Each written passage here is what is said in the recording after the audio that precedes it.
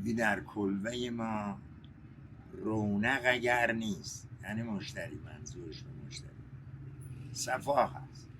هر جا که صفا هست در آن نور خدا هست. اسم من نیمه. آقا نعمت چند وقت این مغازه رو دارین؟ حضور مبارک شما که هست کنم بنده به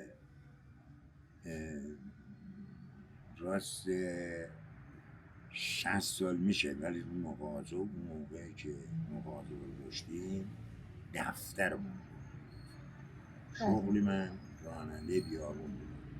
بله 45 سال بیابون راننده ماشین باری بود. بعد دیگه که باید شد شدیم اومدیم بکنه کیلی میشه وقت توش بارمون میشت.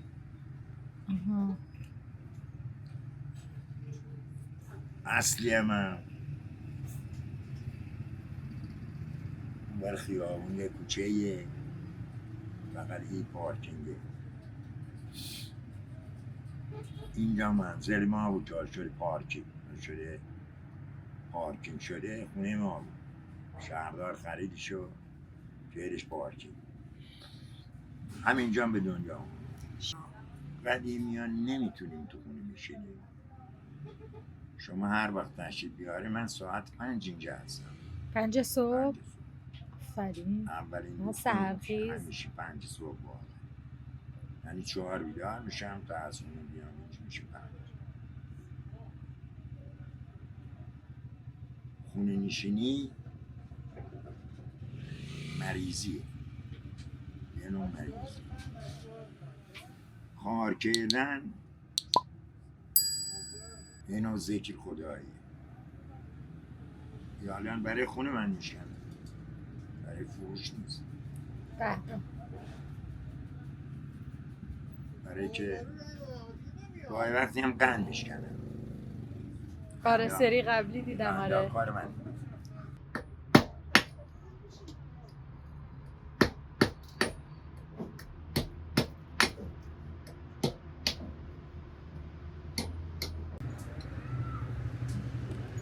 مشکی نداری؟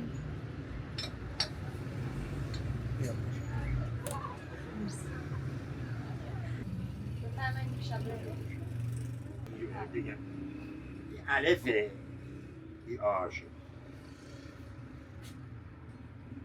ای بیش ای الف انی الف اونی الف زیر زبرش ای تو آخر نکته که شون بری همش الف.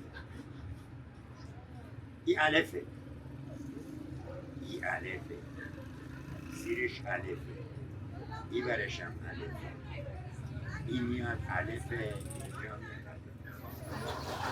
این کلماتی که از اولش ما میخونیم تو آخرش کی داده همش الفه.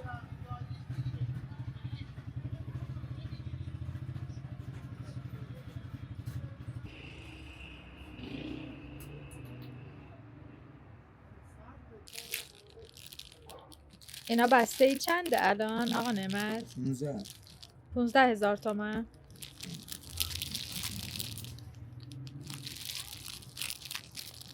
اینا همش مال زمان قدیم که مردم میخورد.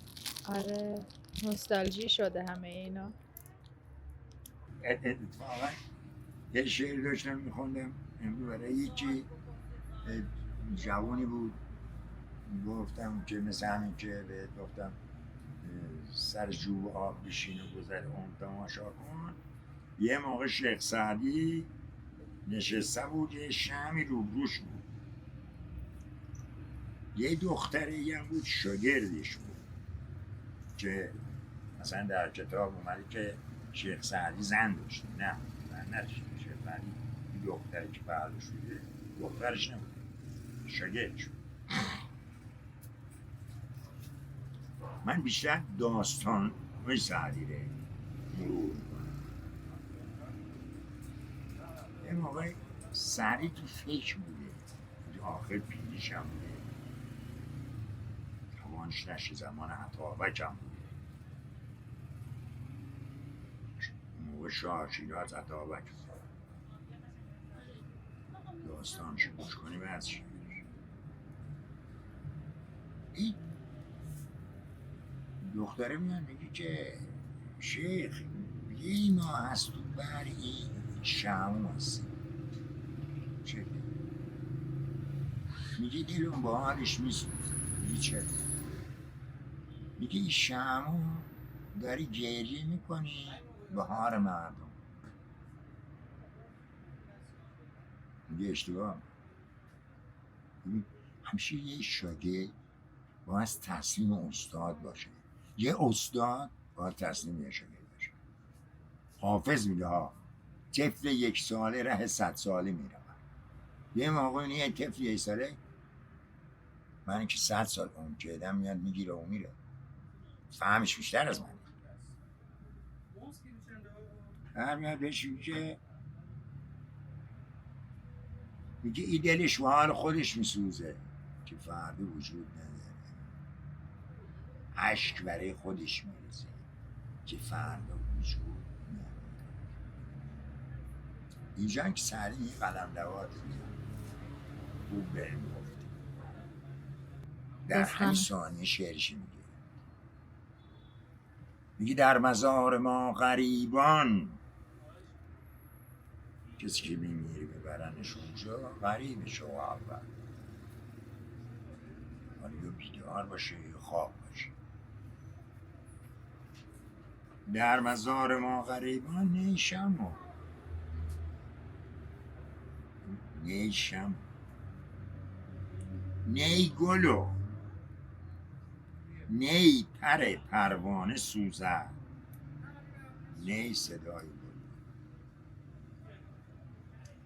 منظور سرچی میگه منم مثل شمع بودم، پیر شدم، عشق زدم، پیر شدم، خاموش شدم. حالا با بدنم اونجا غریبم. صبح که از خواب بیدار میشدم مثل گل همه بوم میشدم. شیخ سعدی اومده مثل گل میپرستیدم. نی در مزار ما غریبان نی شمع نی گل پروانه سوزد. مثل پروانه بودم. از مثلا خونه شما الان کجا؟ ستارخان میای اینجا، از اینجا میری اونجا، مثل پروانه دیگه هستی. مثل پروانه نی پر پروانه سوزد، نی صدای بلبل. مثل بلبل حرف میزدم، مثل بلبل صحبت میکردم، حالا خاموش. صدای بلبل.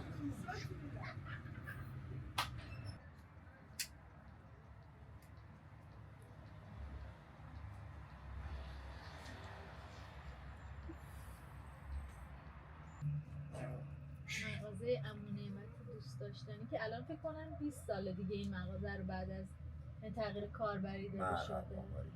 اینم وزنهای چیزه. 5 کیلوه. شعر رو زمزمه کنم. یکی رسید به شیخ سعدی گفت که میخوام برم این چی کار محاسبینی برم این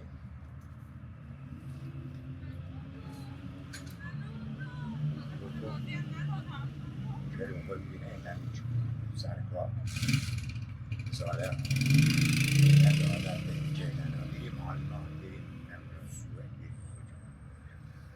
من بخورتان ایران بهترین جای همه دنیا.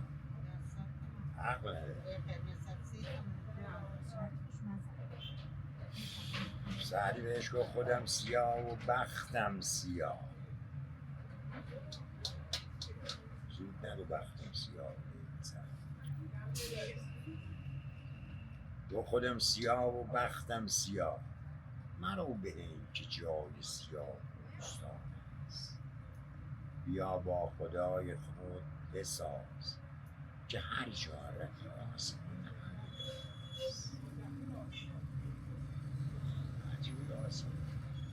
دوم برای منفیش میگم، برای تک کلفت میگم، برای یه چوی که میبینی برات سنگی. میگه خودم سیاه و بختم سیاه، مرو به هند که جای سیاه پوستان است. هر جا که خار گشته ای، سبک سفر کنه به جای. سبک سفر به جای دیگر. یعنی سفر کن و به جای ببین معنیش اینه، رفتی خونه خواهر مثلا ما رو شوهر خواهر ناراحته که دیگه داره رویت را کار میکن، رویت اصلا دوله، رویت داره میگه آدم نبا بذار خار بشه، خاری حالا نباز خارتر بشه. خودم سیاه و بختم سیاه، حالا قرار که ایدی اومده کنی خواهر منظور خودم سیاه بختم سیاه، مرو به هنچ جای سیاه پوستان. هر جا که خار گشته ای، سبک سفر کنه به جایی تو آدم سبک نشده سنگین. خیلی قشنگ بود.